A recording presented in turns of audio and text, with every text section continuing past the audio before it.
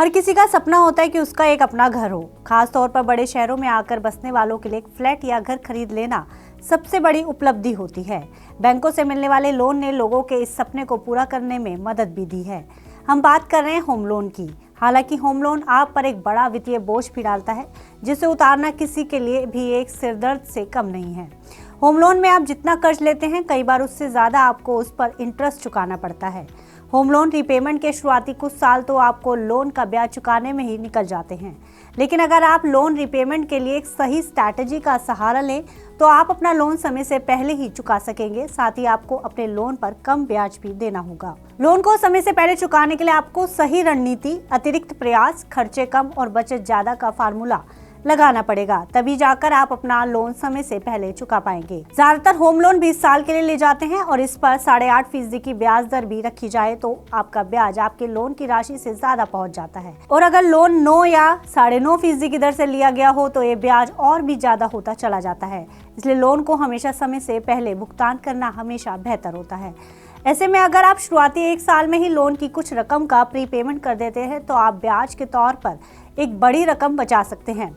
अब ऐसा कैसे होता है, इसे इस कैलकुलेशन से समझते हैं। मान लीजिए आपने 9% की ब्याज दर से 20 साल के लिए 50 लाख रुपए का लोन लिया है, जिस पर कुल ब्याज बनता है 58 लाख रुपए।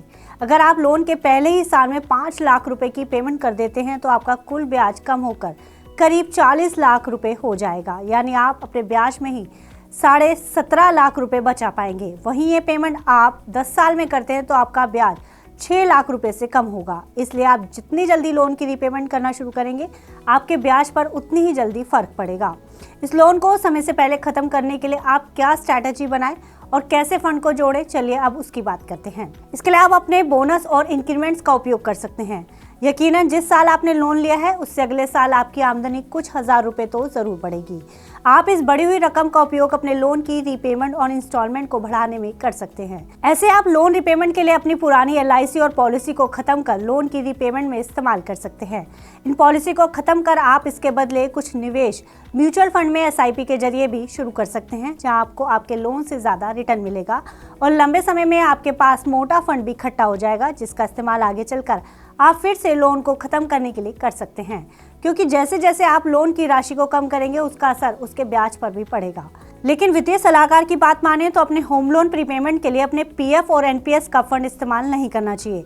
ऐसा करने से आपकी रिटायरमेंट प्लानिंग और रिटायरमेंट फंड पर नेगेटिव असर पड़ सकता है। एक और रणनीति है जो आपके ब्याज खर्च को काफी हद तक कम कर सकती है।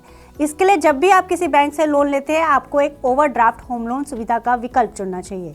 होम लोन ओवरड्राफ्ट सुविधा के साथ आप किसी भी अतिरिक्त धनराशि को खाते में जमा कर सकते हैं। इससे बकाया लोन राशि को कम करने में मदद मिलती है, जिससे होम लोन ब्याज के साथ साथ आपकी मंथली EMI भी कम हो सकती है और आपका लोन भी समय से पहले पूरा हो सकता है। लोन रीपेमेंट के लिए आप 20-20-60 का नियम भी पालन कर सकते हैं। इसके लिए आपको अपनी सैलरी का 20% सेविंग में, 20% लोन की प्रीपेमेंट के लिए और बचा 60% घर के खर्च के लिए इस्तेमाल करना है, जिसमें आपके लोन की EMI भी शामिल हो।